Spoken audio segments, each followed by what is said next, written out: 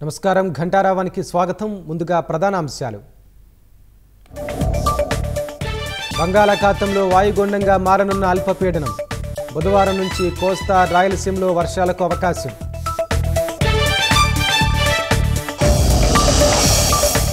సజ్జల భార్గవరెడ్డి, జగన్ బంధువు అర్జున్ రెడ్డికి 41A నోటీసులు. సోమవారం విచారణకు పిలుపు. మరో 15 మందికి తాకీదులు. 8 మంది కూలీల ఊపిరి తీసిన ఆర్టీసీ బస్సు డ్రైవర్ నిర్లక్ష్యం. అనంతపురం జిల్లా గార్లదిన్నె వద్ద ఆటోను ఢీకొట్టడంతో ప్రమాదం.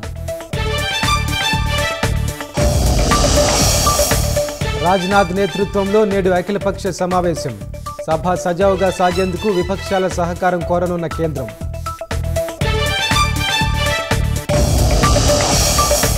బీరూట్పై ఇజ్రాయెల్ వైమానిక దాడి.